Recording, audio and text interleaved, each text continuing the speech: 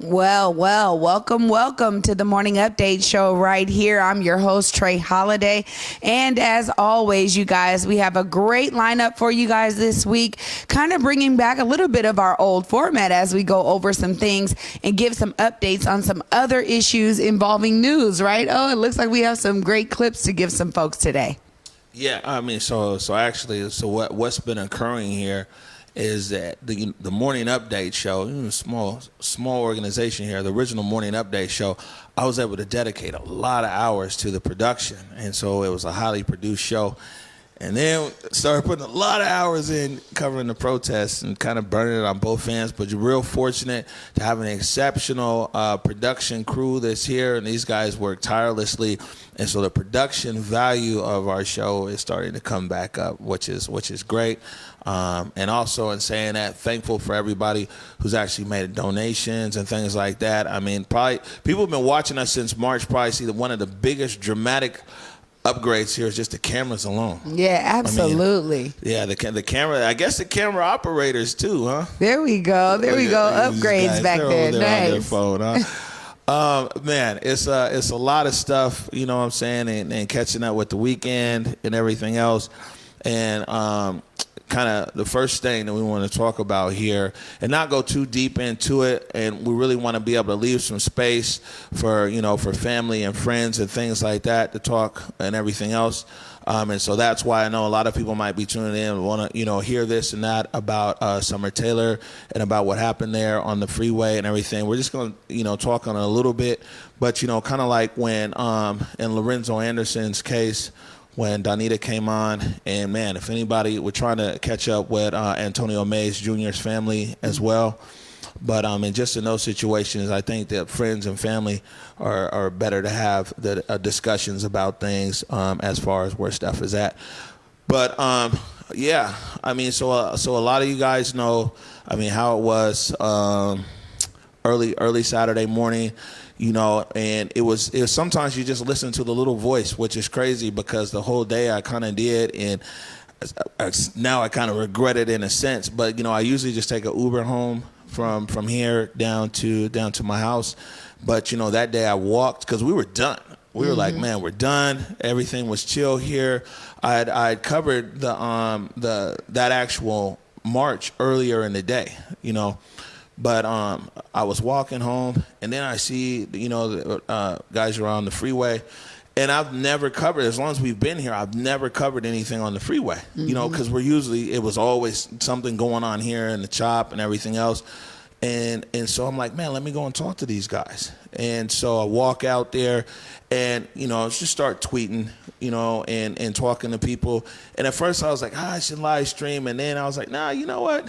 Because the majority of time, to be honest with you, it's very few hours that we live stream compared to the hours that we're actually just talking to people. We spend a lot of time just talking to people. Even this morning alone, Donita, Lorenzo Anderson's mom, called me this morning. I talked to the people, the director from Seattle Parks this morning. I talked to a few of the protesters this morning. I mean, so we spend a lot of time talking to people.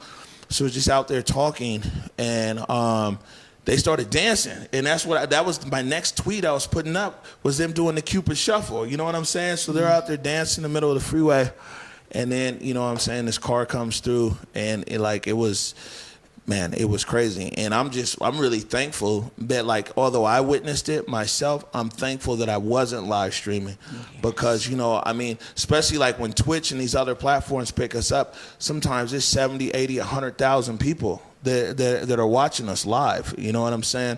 Facebook's our primary platform, but our feed goes, all over the place and all over the world. So I'm really thankful that I wasn't live streaming, you know what I'm saying? And I didn't catch that, because definitely would have been traumatizing to our audience and everything else. And yeah, people who did see that stream, a few people hit me like, oh, you're supposed to be a journalist, you're supposed to be whatever. And I'm like, man, you know what? If doing this job, man, if I ever don't feel on something like that, I don't want to do this, it's time for me to move on.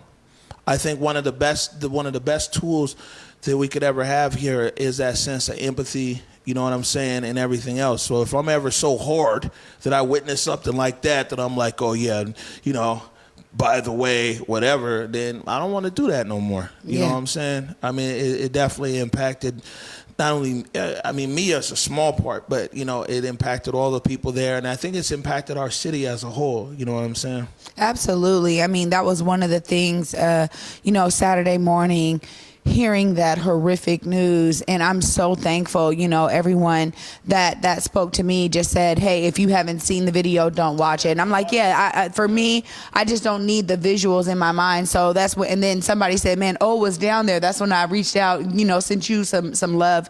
Cause I'm like, oh my goodness, you know, I'm glad I didn't see it on your feed too. Again, you were listening to that voice within and you knew, and you know, to follow that voice, man. Yeah. I mean, and the thing is we're not trying to do sensational TV here, because believe me, there's a lot more things that I would turn the camera on, or gotcha moments and all that kind of stuff, and that's not really what we're trying to do here. Right. And you know what I'm saying? I mean, on the real, you know, prayers up to everybody, you know what I'm saying, who's impacted by that, you know. And probably later on this week we'll have some friends and family here, you know what I'm saying, here on the show. But, you know, it has been, I would be lying if I was to say that it hasn't been like a tough, like 40 days here. You know what I'm saying? The first week was tear gas and pepper spray and rubber bullets and everything else. Then it transitioned over here into the Chaz and the Chop. And then it went to, you know what I'm saying, gunshots and bulletproof vests and everything else. And, you know, I mean, I thought that like last week was a lot. And then, you know what I'm saying, the incident here with Summer. So, you know, being out here and being here every day, it is a lot to take in. A lot of people are like, man, what's up with your mental health? What's up with this and that, which is real. And speaking of that, 6 o'clock tonight, we have a special that we're doing with Ashley McGirt, nice. MSW, Ashley McGirt, who's a social worker.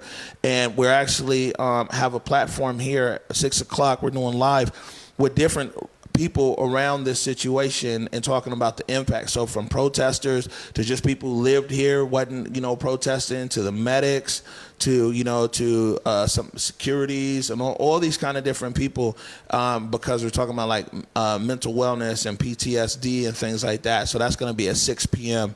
Right here.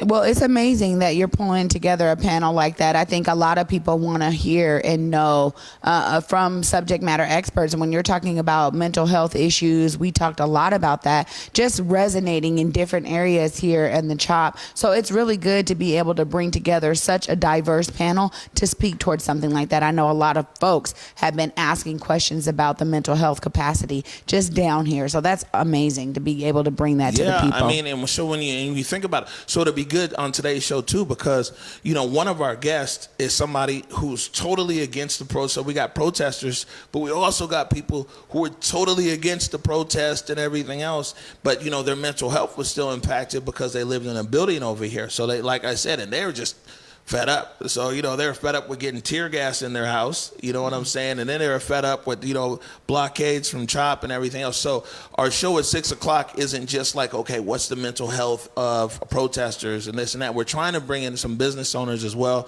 that right now there's a delicate situation with them. But we've got a cross section, because, you know, Converge, man, we want to be able to give a cross section of people and what's, you know, and out there. And like I said, the impacts of this whole situation here, PTSD, everything else, that's at 6 p.m.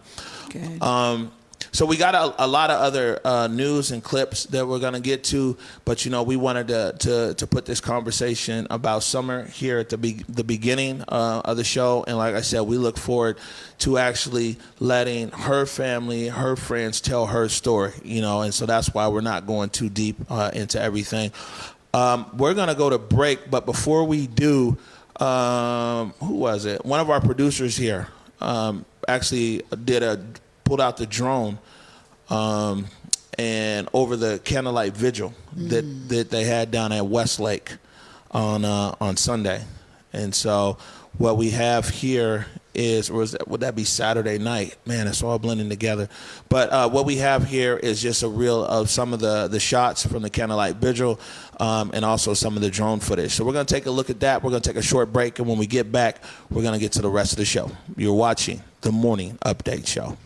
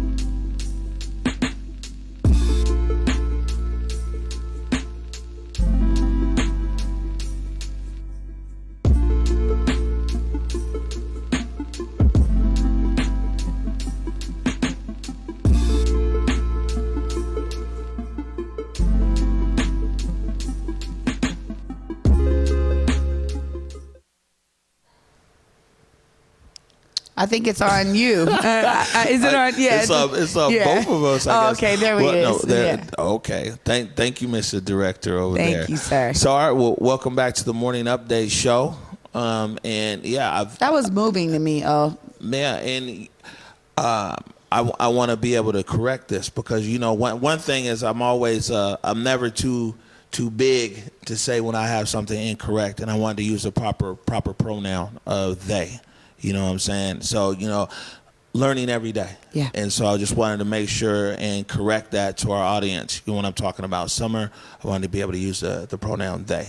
Yes. So moving on to some of the other news here, something that you were actually involved in, huh? You know what I'm saying? Africatown Community Land Trust was over there on 23rd and Union. We have a clip. It's actually an extended clip here where we got the speakers up there, and then they went to go tour the PCC and told them to pay the fee and some of everything else. Man, what happened up there in the Central District? Yeah, man, it was beautiful to see. Honestly, so we. Now we're getting people used to the term 4th of July, right? And so every 4th, we got to come through with some new education as a lot of Black folks are celebrating their independence on Juneteenth. And so KCEN, the King County Equity Now Coalition, came together to pull on this event, 4th of July, and we brought out speakers and performers really specifically from Union, folks that have been repping Union hard. So for a lot of people who might not understand, that's East Union Street. Yes. And so East Union Street is one of the main streets in the Central District of Seattle. Absolutely. And 23rd and Union really represents that historical Black business district that, you and I really grew up in. And so, a part of the mentality behind that historic location was really about taking back the block. It was about educating people on the cannabis industry and also on cooperative economics as, PCC represents a co-op. So we went in there and really we're looking for the Black section. We know that, there was a lot of press from the community in terms of, hey, we want Black, foods in there. We want our products. So we were asking PCC, how had they responded to the community and did a little tour. Right. And so we have, our audience is actually grown. Our audience just used to be the Central District. Right. When we first started the show. It's much wider now. So PCC is a supermarket. Yes. It's a co-op supermarket, and it's right there on 23rd and Union, the Central District. And so the Central District is the legacy black community in Seattle. Been there for 130 years. It's been horribly gentrified, and so the lots of different organizations like Africa Town and a few others like drawing the line. And 23rd and Union, it's been called for a long time Seattle's most controversial corner.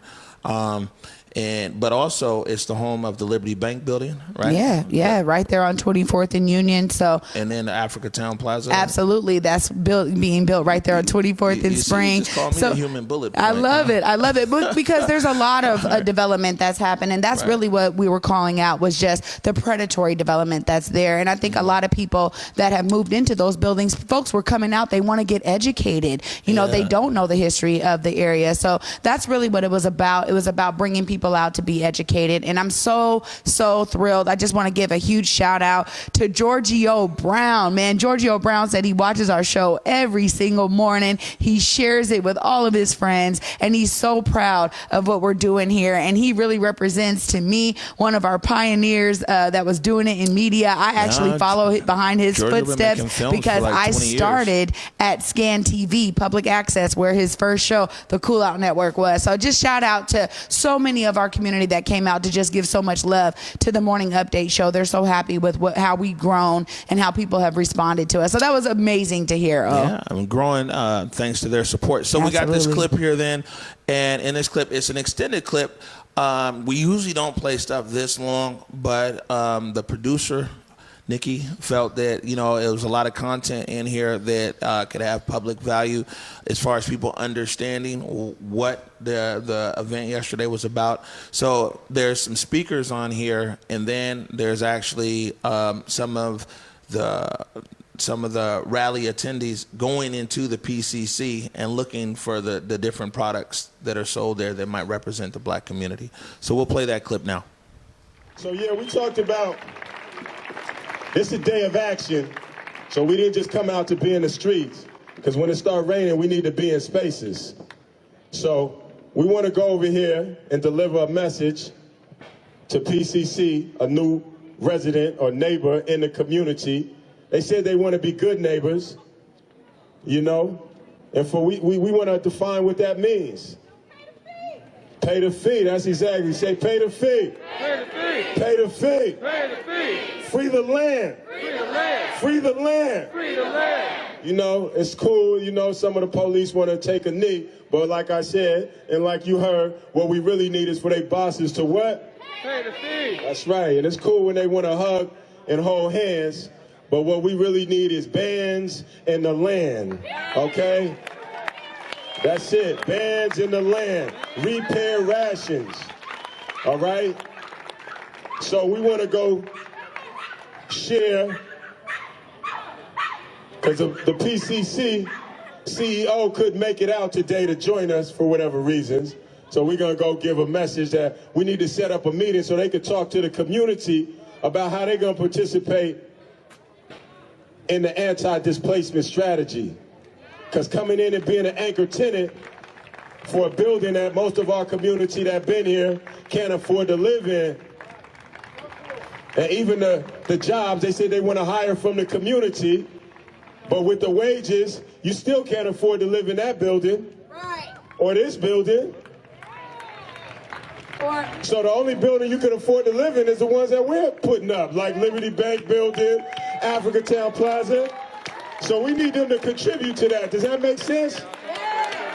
So the employees don't have to come 2 hours from Kent and Covington and Algona Pacific and Vancouver, Washington, trying to work back in the CD.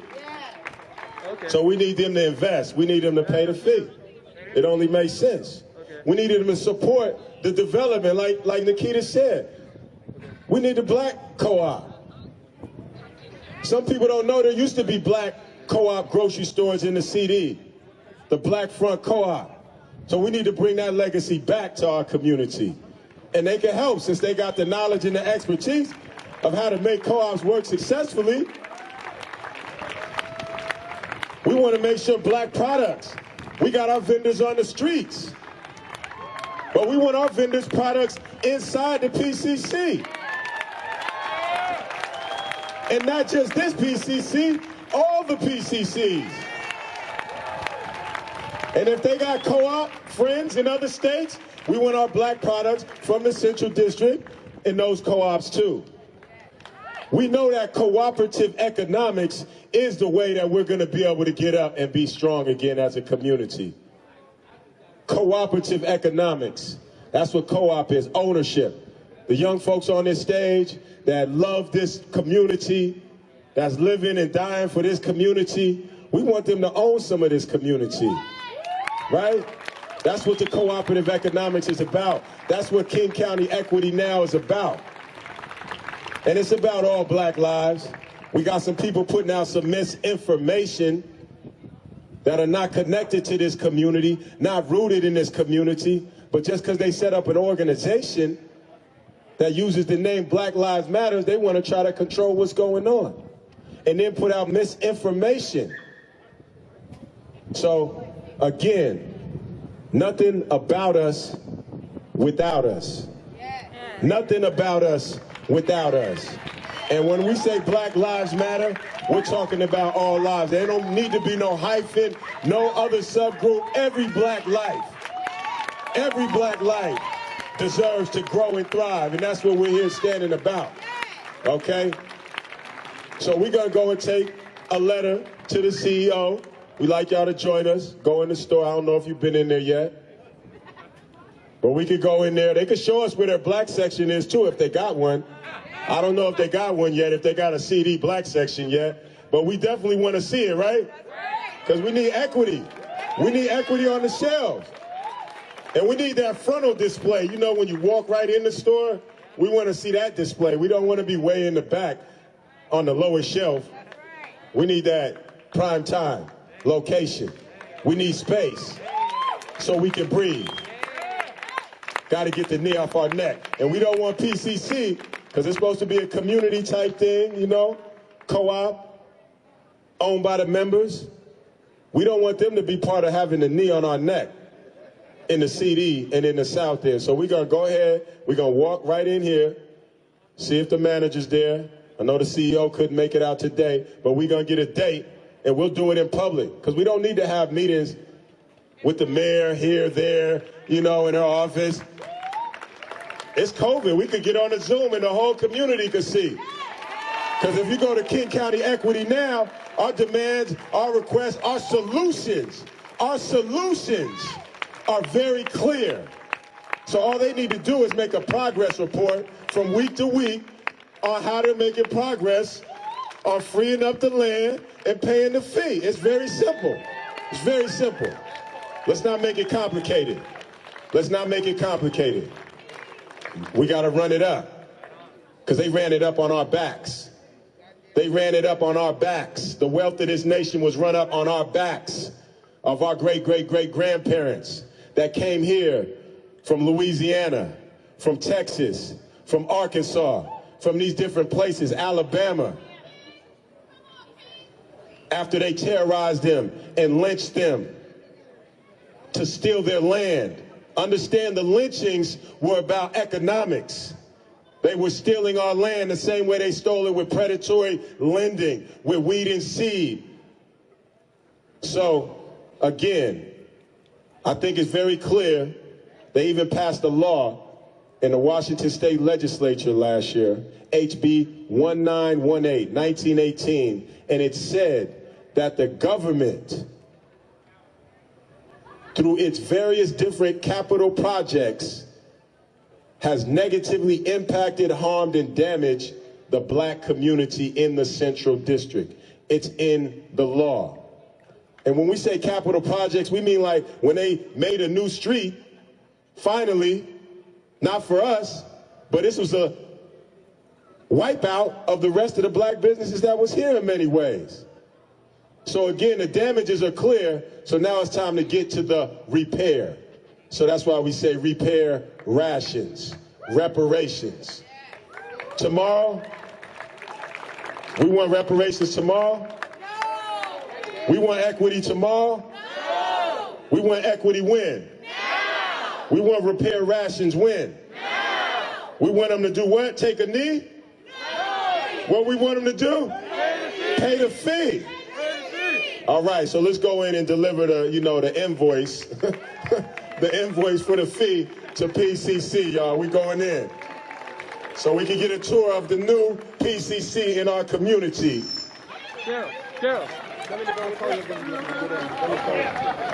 We going in, y'all. Y'all having a tour yet? We want to, since this, we want to see the Black Central District section first. So everybody's welcome to come on in and see what's going on in the PCC. You can consume a car. Let's go. See what's going on. Hey. You like it? Is the manager here?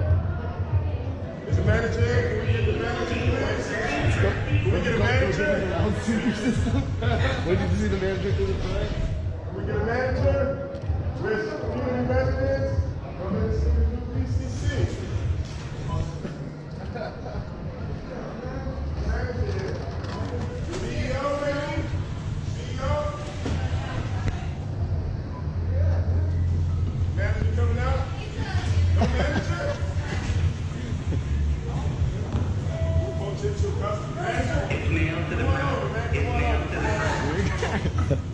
I thought they were going to watch it. Manager to the front.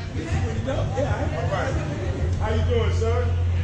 All right. Why don't you introduce yourself? These are many long-time Central District residents. You just opened up this new location. We're concerned about, obviously, the gentrification, predatory development in the community. Many of the people that live in the community can't live in this building that PCC is now an anchor tenant in. But, we understand that PCC is interested in being a good neighbor. So this is a good day to kind of introduce the community to yourselves, and also where the section right now where we're selling, local Central District Black-owned products are as well. We were hoping to see it, when we walked in, we could see a nice, display so we don't have to search. But go ahead, you can introduce yourself, Right. I'm KY King Garrett, third generation, grew up right over there, the Liberty Bank building. My grandfather was one of the founders of the Liberty Bank. My father founded African American Museum. So we've been around, we have people that have been here 3 or 4 generations. And so welcome to the community, and let us know who you are and show us where we exist currently in the space. And then we also want to deliver just this request about how you can, how PCC, we would like this to get to the CEO and the chairman of the board, how CC really can participate in an anti-displacement strategy that moves us towards more equity in this community and not less in the community for the Black community that's been here for almost 140 years. So with that, please introduce yourself, and I thank you for welcoming us in. Yeah, of course.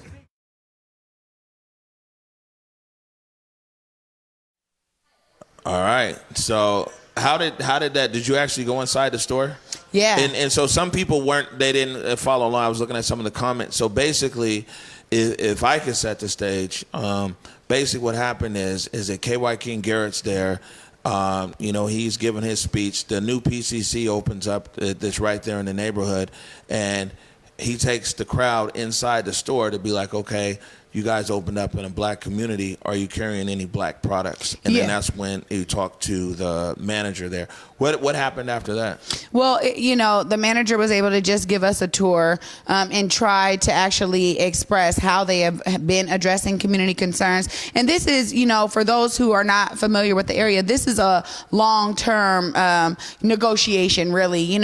As soon as it was news and public news that PCC was going to be on that corner, there was a lot of community people, community members, organizations that really have been asking PCC to let us know how they're going to actually be a tenant of anti-displacement when it looks like their trends unfortunately have been following displaced neighborhoods. And so this is kind of a longer call. I know Kyrie Smith, shout out to Kyrie. I know he's out there really pressing PCC for their Columbia City location, which is south of Seattle. It's in our South Seattle Seattle location. And so there's a lot of That's concerns. another neighborhood that's, Exactly. been Gentrified. Yeah. So there's a lot of people that have been asking, PCC, what is it you guys are doing to actually mitigate displacement? It looks like you guys are going into areas with high priced products that don't follow the community that used to be there. So there's some concerns there. As usual, if that's the case, PCC, you're more than welcome on the platform here. I mean, clearly we gave a lot of airtime over here to Africa Town and guys going into the store and everything else. So PCC, if you want to come on the show and be able to explain to people in the Central District, South End, but also people in Seattle, what your position is, you're more than welcome here. info@whereweconverge.com. You know what I'm saying? Yeah, and I do Love to have think them on. there's a couple of cats over there too, Jordan and Lamai, who, were trying to let me know how they were responding to community concerns. They did send some representatives. They work for PCC? Yeah, Jordan they do. and Lamai? Jordan and Lamai are That's good. two PCC employees that work in the community section of PCC that were, trying to reach out. So it's not as if we've heard nothing from them. However, now we have some demands that we're asking the CEO to you ask. guys went in the answer. store like you heard nothing. No, I said now So- we have some demands for the CEO to answer specifically. Oh, so that's okay. why we did that. All right. Yeah. I mean, you know me, man. I just like to get to the bottom of stuff quickly. Absolutely. So, you know what I'm saying? The whole point is like, man, if there's an issue with PCC, let's get to the bottom of the issue quickly. You know what I'm saying? There doesn't need to be any gray area. If you're saying the CEO, I'm sure the CEO of PCC would love to be able to communicate, to the community and everything else. I just like to get to the bottom of things. Yeah. So that's why I'm putting out the call there.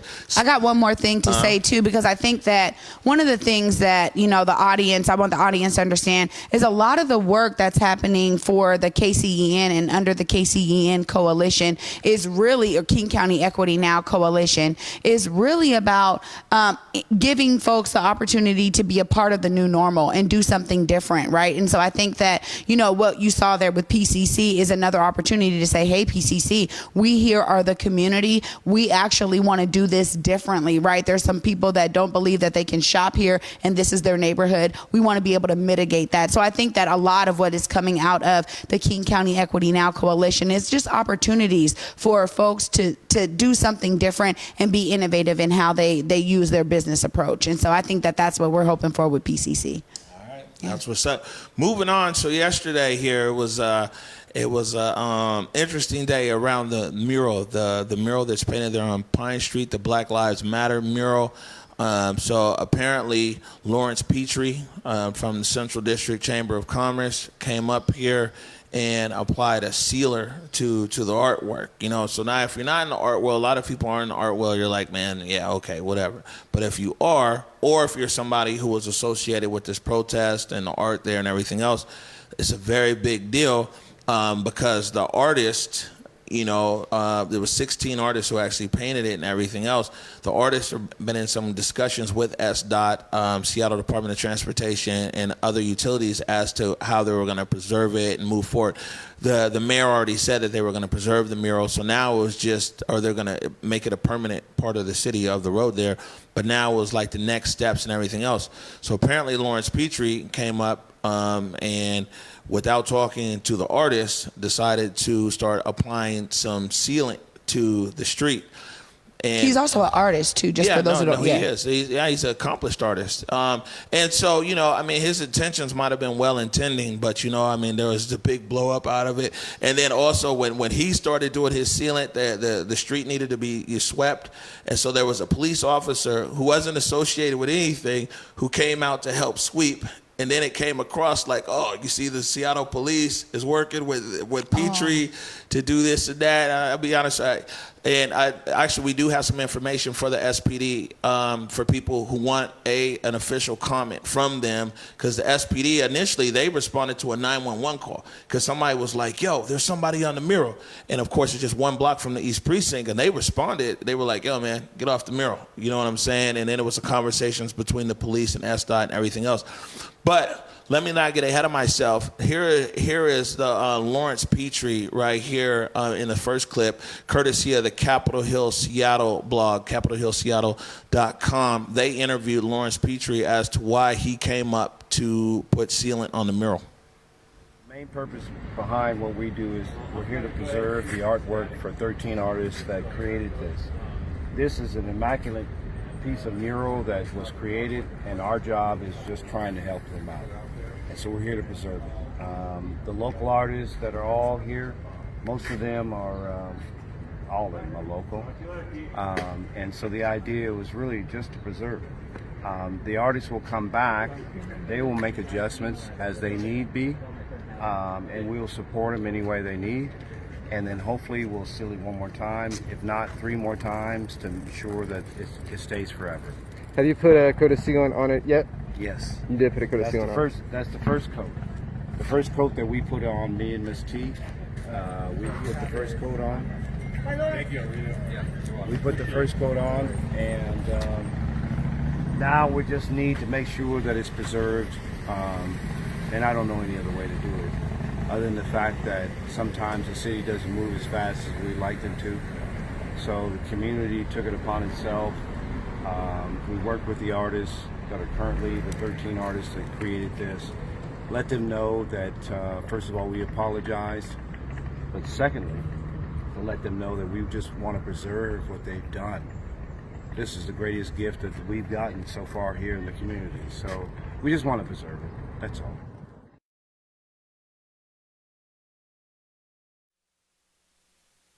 All right, so that's Lawrence Petrie, his explanation, and also I think his name is spelled incorrect there. It ends with an E, and not an I. And that footage was courtesy of Capitol Hill Seattle blog. That's CapitolHillSeattle.com. They let us use that footage right there. Wanted to properly credit them. So I mean, Lawrence came up, and I don't know all the everybody's like, it's this kind of sealant. He should have used that sealant. He should have painted, should have cleaned it and everything else. I'm not an expert on sealants, and so I don't want to be an expert on sealants. But anyways, the word got out to some of the artists who actually painted the letters, and the artists came up and they had their own media event at like 3 o'clock, and that's where Capitol Hill and Q13 and a few other media outlets covered them. And so this is actually, who got this? Bobby Stills got this interview right here with one of the artists. So BT here, I did the A in Matters down the way with the afro and the pick there. So yeah, I mean, we'd been in conversation with SDOT trying to correctly preserve our work here, and we find out today that someone just came in, kind of co-opted the space and just decided for us how they were going to preserve it, even though they took no effort in actually contacting any of us to make sure that this is what we wanted or how we wanted it. But moreover, as they just kind of came in and did this, ended up just preserving all the dirt and grime and all the things, the gum and everything. They just sealed that all into our work without giving us the opportunity to actually clean it up and then clear coat it as it needed to be done. And so yeah, really disrespectful, really, again, is damaging this work when, again, we certainly had plans to, come in, clean it, and do it right. All right, if the city of Seattle, who you guys were working with, is willing to continue working with you guys and preserving this, would you be willing to give them another chance and go at this again? I mean, I think it's certainly, we're interested in hearing what they have to say, what they're willing to do for us. I feel like, a bigger, something else that we all as artists, coming out here, being part of this Black Lives Matter, message and movement, we, more than anything, just really want to see more effort being done to preserve actual Black lives, as opposed to all the energy they've been putting into this art, as beautiful as it is. They're always so much more eager to, preserve what we do for the culture, as opposed to us as people. And I think that's so much more important than the mural, really. We want to see all the protesters released, you know what I mean? Copy that. So you see, it's like art. The art here. We were saying that even back when the Chop was still here, that the art that was created here, and this is Seattle's art district, by the way, in Capitol Hill. Man, that's the most sensitive thing about anything that I've seen around these protests is around the art. Absolutely. And I think that, I think it's clear, Lawrence as an artist, he had pure intentions just in terms of just trying to preserve it. But yeah, speaking to the artist, making sure, hey, let's do this together, even doing things collectively. As I keep saying, you'll probably hear this all the time. Oh, everything for me in the new normal is coalition style, man. Don't go out anything by yourself. No renegade, huh? Please. All right. And so the last part of this, like I said, Seattle police, I think it's SPD News at Seattle.gov. They're ready to give an official statement. You know what I'm saying the SPD is like, man, we ain't have nothing to do with nothing. They were like, man, we got enough people on our back about stuff, man. And so, and we were out here, and it was actually just an officer who saw people sweeping and went out there to go sweep. So the SPD is saying that they didn't have anything to do with Lawrence or Lawrence's actions. And actually, they responded to Lawrence. Someone called 911, and they stopped Lawrence until SDOT called back and said that it was okay. So the police wanted to make it clear. They were like, nah, bro, not us on this one. So what else do we have over here? Oh, we bumped into people. We've been following up with some of the people we've been seeing on the stream. Somebody that was on the stream a lot was 2-Clip Rick. You know what I'm saying? We call him 2-Clip Rick because he always had 2 9mm. You know what I'm saying? One on his on his hip and another one on the waist. And we hadn't seen Rick since the sweep, since everybody got swept out of the chop. But I saw Rick out here. He was out here yesterday, man, handing out waters and handing out Red Bulls and everything. So caught up with him just to see what he was up to. All right, so we here with 2-Clip Rick. What's happening? You know what I'm saying? What's that? I got my other gun. I got my other one in the car. Okay, come on. That's how he got it. That's how he got his name, 2-Clip Rick, because he always had these 9mm on his hip back in the chop days, man. What's up, Rick? Hey, how you doing? They swept out the chop, man. What you been up to? What I've been up to, we've been trying to get a brick and mortar place for all that artwork, because it's in a green container right now. So we're trying to conceal that. We're trying to keep things peaceful, keep things quiet. So far, we're doing a great job. We don't want to protest on the freeway ever again. No more. Too dangerous. I was down there. Yeah. I heard. Yeah. No more of that. So we just trying to keep things together. We still coming together. Things are changing. We're looking good. We just got to keep moving forward. We still don't want no looting. Nobody hurt nothing. No violence. No taunting. No burning down buildings. We're getting a lot of threats. I'm checking on the merchants now and all the builders, making sure nothing's going on, because we have a lot of threats going on that people is trying to want to burn down some of the buildings, cause chaos. So that's what we're working on now. So I'm just trying to pass out water and stuff. You got a food. cooler full of water. Yeah, food and water and stuff. Huh? That's all. Right. Keeping a low profile. My wife making me. I was about to ask you about your wife, because last time I talked to you was like, man, my wife. I had people that want me to come out yesterday and help out with the walk-in and protesting. But my wife was like, look, I only ask one day from you. I just want you to stay at home, cook, me and you and my mother-in-law coming by, everybody's coming by. I want you to don't leave the house. Just don't leave. So I stayed home all night, meditating, being at home, just didn't do nothing. So I'm out today, all day, all night, and Malcolm, all of us, going to get together and see what's going on. But we'll keep everything peaceful. All right. Thank you. Love you.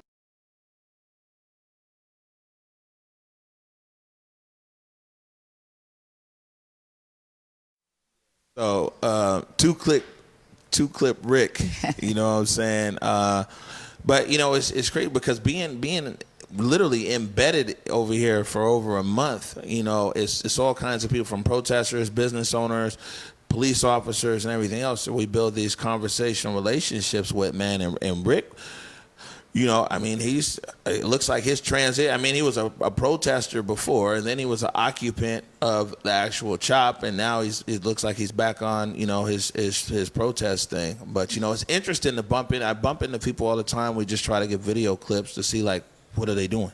Well, one of the things that I love the most is those kinds of clips, because literally it's like, how else do you get into contact with those folks or actually hear from them? A lot of the times those are the ones that you see on the sidelines doing things, volunteering out here, protesting. You know what I mean? So it's great to be able to hear from someone like him, man. That's awesome that you were able to catch up with him like that. He made me laugh and made me happy today. All right, well, that's a good thing. Last one here before we go to break. It was, I guess this was Saturday night, and, this was the first march after the incident on the freeway. And this was the first march, and this was 2 o'clock, maybe 2 o'clock in the morning, and the march was led by TK, and I mean, it had a lot of energy. They had been marching for hours and hours, and to be honest with you, it was like 2-something in the morning, and you got a few hundred people that got up there to Broadway and Pine, and you just never know what's going to happen. It's protest season, and you just never know. But what did end up happening is here's a clip of TK. And TK on the clip, she's like, man, if you guys came here for something else, that's on you. But for us, everybody go home. You know what I'm saying? Get your rest, go home, and be safe. And so I thought this clip, we're always showing different, because we got some clips, when not with TK, we got other clips, where, especially on the live, where people are incendiary. You know what I'm saying? Where they're just, do whatever. But on this clip right here, TK said, man, it's been a long 24 hours. Everybody go home. Hey, listen. I mean, you guys can surely go do that if you would like. I mean, that's up to you guys. Hey, live the fight another day. Honestly, listen, we've all had a long fucking day. It's been a rough fucking day for a lot of us here. Just fucking go home and call it a good night. We had a good day. We had a great march. Go home and call it a night, guys. Seriously. We'll be back tomorrow, and the day after, or whatever. Go home and get some sleep tonight, guys. We all deserve it, trust me. Listen, we all deserve some sleep. We live to fight another day, okay? See y'all tomorrow.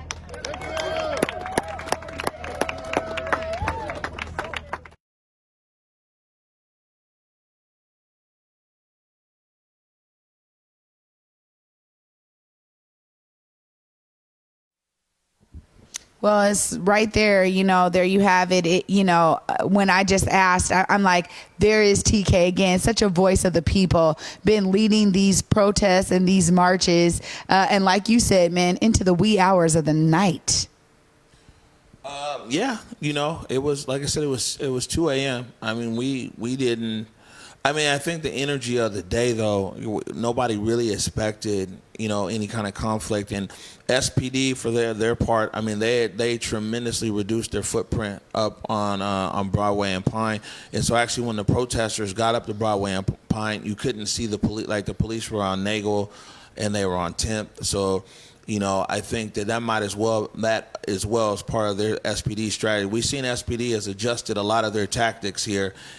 Everybody pressed reset, right? The protesters said they were pressing reset. It looks like SPD pressed reset as well, because we see a lot of different tactics. And one of their tactics very well might have been not having a visible presence when the protesters got there, because not being visible, everybody's like, you know what I'm saying? Yeah. So we're going to take a short break right now. When we come back, the Patriots showed up. Remember, everybody was talking about the big thread on Facebook. It was like July 4th. So I got so many messages really from across the country, because there was all these posts about people coming in here on July 4th and clearing out the CHOP and everything like that. Of course, the CHOP no longer existed, but a group did come down, and I actually got to interview with one of them, a guy named Black Rebel. So we'll play that interview when we get back. You are watching the Morning Update Show.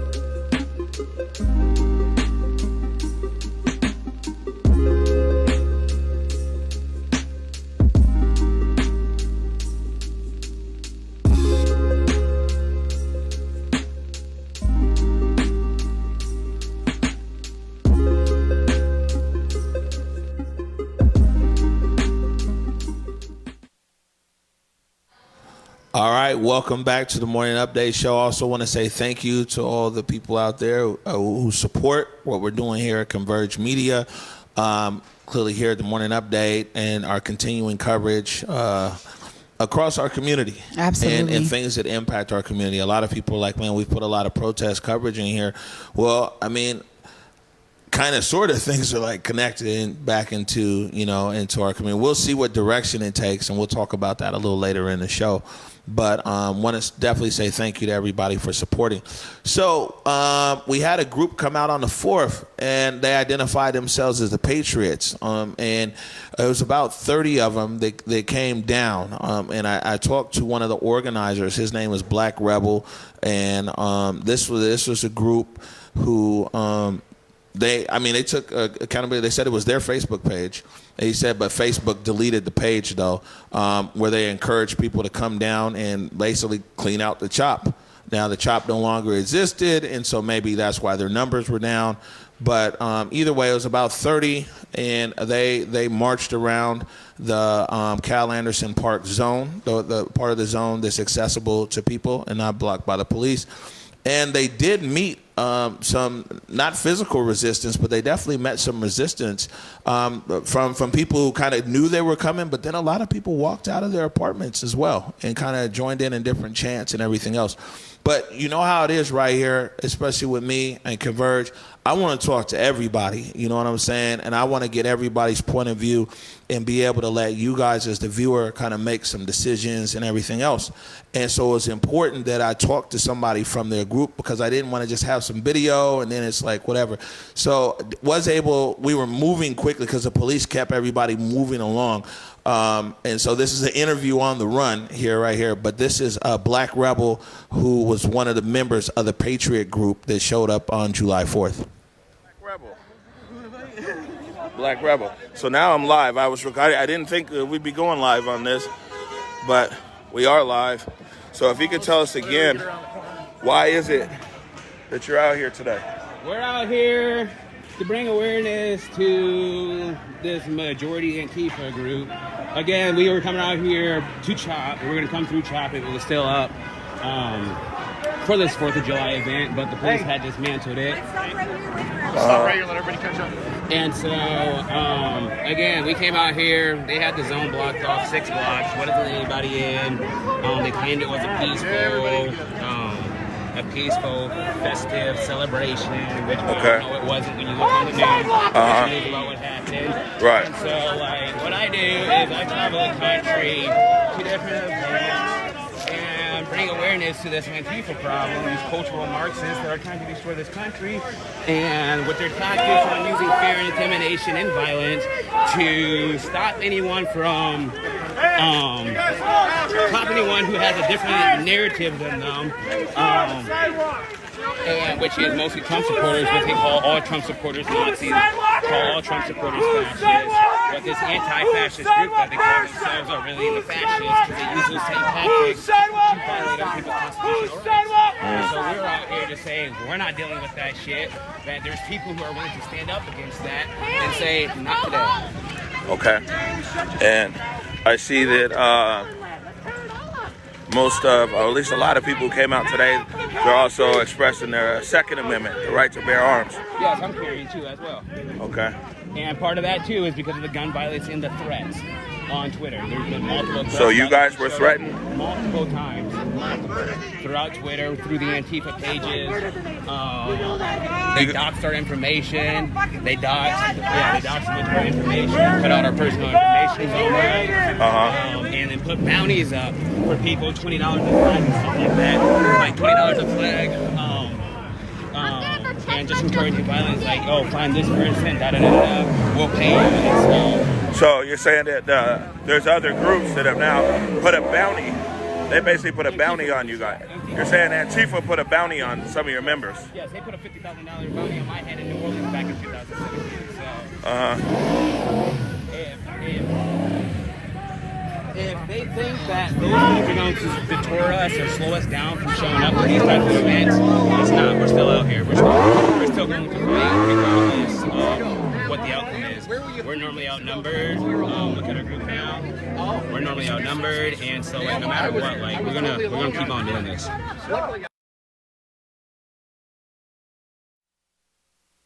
So again, you know what I'm saying, it's very important for me and in my reporting out here to try to get as many voices on as many different sides of an issue as possible. You know, I'm a firm believer is like, man, first step of anything is understanding people's point of view. And so, yeah, and I actually had another interview with him that I didn't think I was going to go live. I didn't think it was going to build momentum as fast as it did. So I had recorded something. Then I also talked to one of his colleagues, a woman who was an organizer there. And yeah, I mean, like I said, they were able to put their perspective out on it. And we're able to deliver that to our viewers. But they were definitely met with, like, you know, some resistance here. It didn't really get violent. But, you know, at sometimes the Seattle Police Department had to come in and be able to create a buffer in between the two groups. Well, you know, I think it's really important in terms of that. That's one of the reasons why people are really looking to Converge right now, being able to give all of the sides of the story. I think that's very important. And in this case in particular, you know, I just like you, I heard so much and so many phone calls, so many text messages about, you know, that group in particular coming to really do more damage. And that's what people were really concerned with. And security was heightened, you know, at our 4th of July event. And I know that a lot of people were concerned about it. So I'm glad that there wasn't any real uprising in violence. Right. I mean, and you know, at the end of the day, I mean, it's expression. Here's the thing about here's the thing is that ideally, you can't pick and choose these rights. You know what I'm saying? And someone can't have a right when it's just beneficial to them. You know what I'm saying? If whoever wants to come and peacefully assemble, you know what I'm saying, and say what they have to say or petition the government and everything, that's fundamental, you know? And so, I mean, here's the Patriot Group came, you know what I'm saying? They expressed their rights. You know, they peacefully assembled, they walked around, they did all their thing, you know what I'm saying? And then other people gathered and, you know, did their thing too. But I think that it's dangerous anytime that we just want to exclude people based upon what they might say. Yeah. You know what I'm saying? Now, it's much different than, you know, threats of violence and things like that. That's never cool. I'm not all right with that. But for people to be able to just say what they have to say, I mean, that's fundamental of, you know, of who we are. And those are the kind of rights that I think that everybody wants to make sure are protected, you know. Yeah, and one of the things that I know for me personally, in terms of just organizing in general, a lot of it really is about how do we even see what is that line of opposition, and how do we dissolve that line? How do we figure out ways of, you know, coming to the middle? And I think that that's really important as you think about really rebuilding, you know, a country that's built on these kind of systems that don't work for all folks, right? And so that's really what it's about. It's going back to that. And I think it's going to be really important that anybody who's working on solutions is also hearing from the other side so they can understand their perspective. That's just what I'm saying, especially people who are supposed to be working on these solutions. It's you know important. What I'm saying? Now, I mean, a lot of this group is from out of state and this and that and everything else. So, I mean, that particular group might not be necessarily relevant to the conversation here in the municipality of Seattle. But just in general, I think that, you know, going forward, building solutions for our city, then you have to be able to have an open ear for especially for people that you disagree with, you know, or have a different point of view. So a few things here. We're again, a reminder, 6 o'clock tonight. We've got Ashley McGirt, MSW, social worker, and she's going to be talking about PTSD associated to what's occurred here. And the best thing is we got different kinds of people. So we've got people who are protesters, who are impacted in the PTSD or trauma. We got people who are not protesters or anti-protesters. They're going to be on the show. You know what I'm saying? We got people who are residents, people who used to come up here every day and everything else. We're trying to get a few medics as well. And so then that way it's a cross-section when you talk about the intersection of mental health and how it's impacted people here. So that's going to be at 6 o'clock, 6-ish, you know what I'm saying? It's a live show. We try to get everything going on time, but so the 6 o'clock hour. Mm-hmm. You know, another thing that I kind of wanted to bring up as well, I think that a lot of people are well-intended, and this isn't like going back to this other issue with art, but I think a lot of organizations and things are well-intended. Like what we hear right now is there's so many different like nonprofits and everything, some from our community, a lot from other communities and everything else, and they're wanting to come in and, you know, do different things. And I think that that's probably like, it's well-intended, but, you know, it's difficult because people didn't come before. I mean, for almost 40 days, I mean, not only us here, but all kinds of other people were like, man, where are the leadership? Where are the organizations? Where are the people who specialize in this? Where are the people who specialize in building the bridges of humanity? And you know what I'm saying? Where are the people who specialize in de-escalation? Where are the people that just specialize in building safe places? They never came. You know what I'm saying? And people can say, yeah, CHOP was dangerous. Yeah, but there's a lot of people who came there's some people who came every day and gave out free coffee.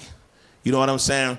And so it's a lot of organizations, which is cool, that are rushing in right now. And my only question is like, why'd you guys wait on the sideline?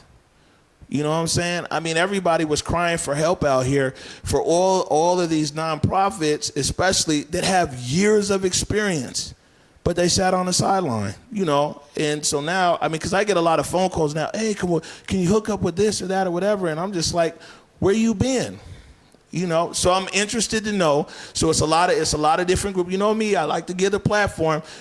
If there's any organization, or if there's what do you call them? If there's any specialist that's working with the city, you know what I'm saying? Before you call my phone and want me to connect X, Y, and Z, we want to get you right here and ask you where you been. You know what I'm saying? Because when we was definitely right here asking for people to de-escalate with people with guns, asking for people when these people, someone got sexually assaulted or things like that. We're asking for people to just, you know, to help bring some kind of situation out here. Nobody came. And so it's all good. I just want you to explain to everybody why you coming now. Is it a contract? Are you getting paid? Is that what's happening? Like, what's going on? Why are you showing up now?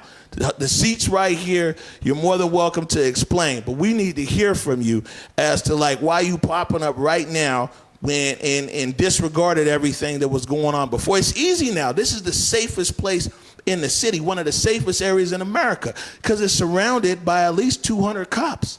You know what I'm saying? All around the zone. So now, of course, everybody wants to come. But, you know, this is after the storm as far as the CHOP goes and everything else. But it would be good to hear from you. Also be good to hear your motivation. It would be good to hear if you're getting paid now to come and do this work, or if you're just doing this work. So we got a seat for you. Yeah, absolutely. And I think it's important that we actually understand their intention. Again, as you said, Converge was asking for experts on the front lines. And not just us. From the day, yeah, just from the day one. People, from the protesters were asked, the residents, the people of Capitol Hill were like, man, where's the leadership at? Where's somebody that can help us? Where's somebody that can come here? We were just amplifying their voice. You know what I'm saying? So from the protester side to residents, to business owners, everybody, people were calling out, where's the leadership? Where's the leadership? Where are people that can come? And nobody came. And that's, I'll be honest with you, that's one of the biggest tragedies in our city. And I talked about that for almost 40 days, there wasn't one person that could just emerge that's able to talk to the protesters and talk to City Hall. You know what I'm saying? And build bridges. I mean, which is amazing to me. Now, people running in now, I mean, unless, you know, I mean, we're hoping the best of luck to everybody. But nobody ever came. Even with the spotlight, you know what I'm saying? This was a global spotlight. So even as an aspiring leader, this was your chance. Yeah. You know what I'm saying? And nobody ever emerged that could go and be able to talk to the people who were protesting, talk to the people who were occupying, talk to the homeless, but then also go and talk to the mayor and talk to the city council. And so, you know, I mean, it shows right there some things are lacking in our city. And maybe as a city, we need to cultivate that next generation of leaders who will be able to just be able to you know, have the empathy or whatever to understand on the street level and the savvy to be able to move around City Hall. Yeah, so I mean, we're waiting for you if you're out there. One last thing, Trent, I've been talking a lot. I've taken the show over time. But man, yesterday I finally took a day off. Nice. It was fantastic. And you know what I'm saying? My colleagues here at Converge, they threw a cookout up on the roof. And you know, my birthday was June 4th. I didn't get to celebrate it because we were out there on the barricade. I think we got tear gas that night. Yeah. But they brought a bunch of cupcakes and everything up on the roof, and I had a fantastic time. And I bring this up because so many people are concerned about my mental health, my well-being, my self-care, and all that stuff, man. And so yesterday I checked out 100%, and we had a great time. I actually got a little bit of a drone footage for that right here.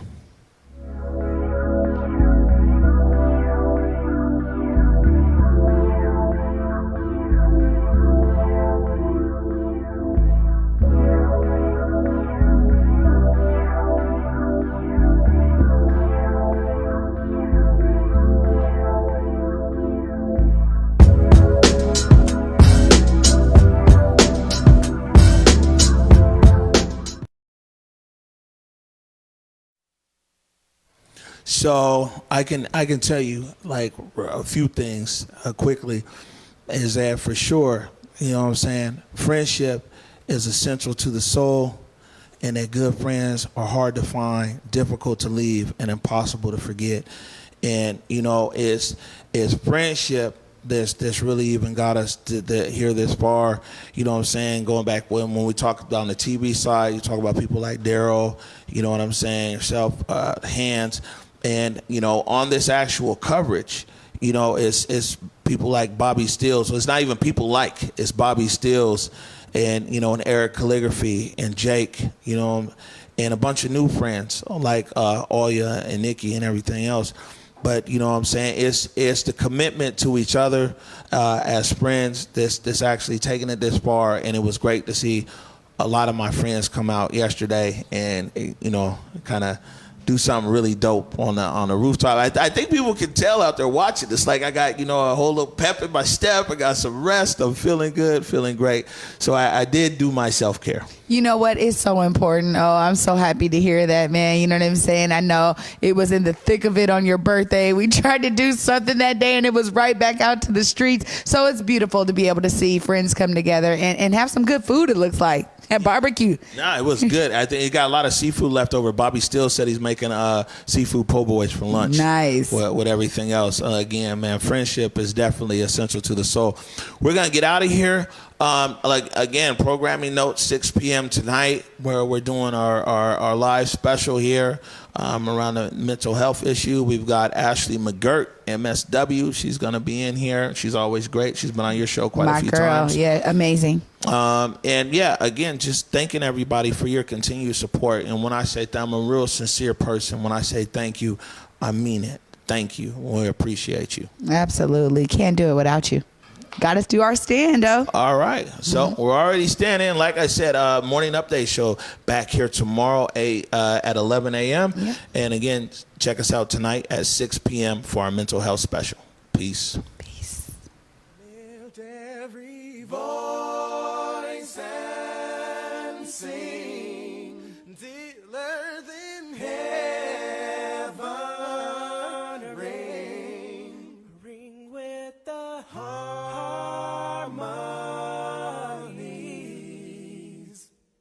of liberty. Let our rejoicing rise as the listening skies. Let it resound loud as the rolling sea.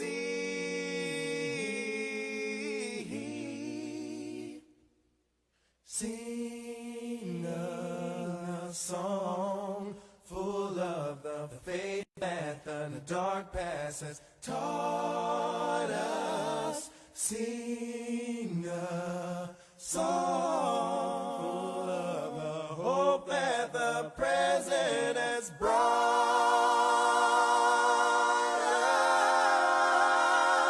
us.